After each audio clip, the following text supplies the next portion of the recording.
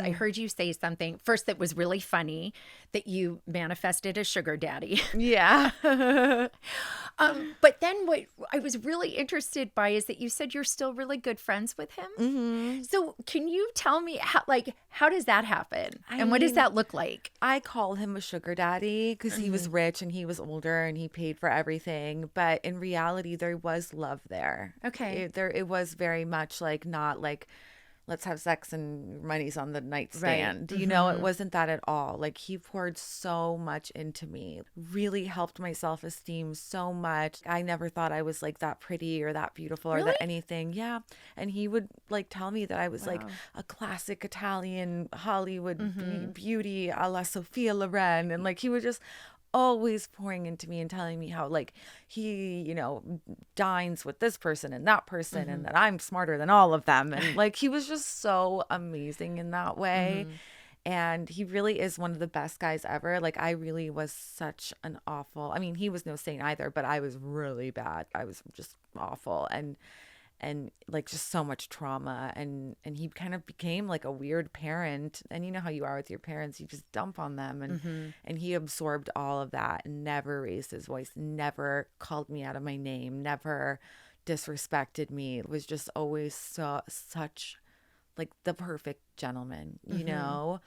And we don't talk all the time, but occasionally, like on a birthday, or if he'll see me, like sometimes he'll see me in like the New York Post, and he'll be like, "Oh, I saw you this morning, and I always knew you could be," like he would tell me, "You should be an actress. You should be an actress," and I was just like, "Oh no, like that could never happen for me," like I just didn't even like entertain that. I was like, "Sure, whatever." Right. He's just being nice. And so, he definitely was one of those people that was put into my life as some sort of like guiding guardian angel. And then when I no longer needed him, he was gone.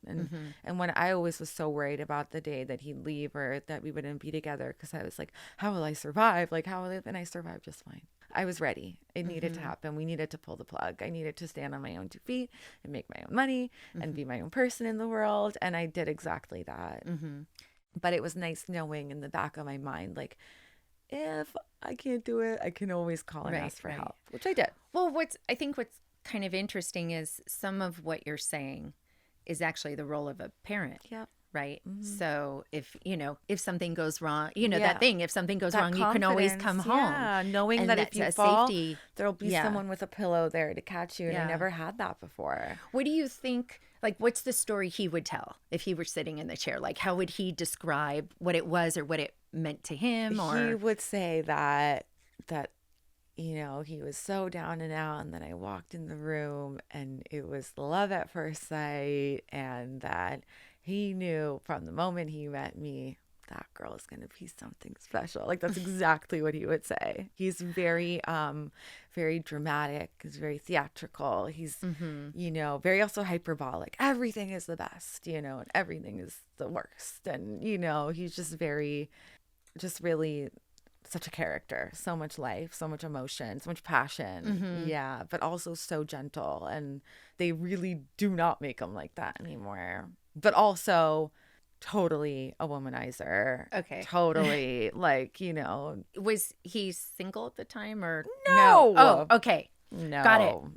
But I will say that I wasn't like the girlfriend that broke up the marriage. There was like 10 before me. Yeah. So I was in a long it's actually line. Well, rarely the Yeah. I wasn't the first. I wasn't the last. Yeah. There were many more, probably even during me with him. Like, it's, whatever. But the relationship wasn't really about that. I didn't give a shit what he was doing. Right. As long as he Because I was going to say, I'm the eternal optimist and romantic. So it was just this like, well, what about now? Would you guys, reconnect romantically now? I broke his heart so bad. I wanted to go. I don't know what the hell I wanted, to be honest, but it wasn't him. Yeah, it wasn't him, unfortunately. And he didn't take it very well. Yeah, he was like really, really heartbroken. Like he'd cry and stuff. Like, ugh, I like can't even like, ugh, I know, but I always say I'm his karma. I was like, well, imagine what your wife felt all those years. Yeah. Now you know.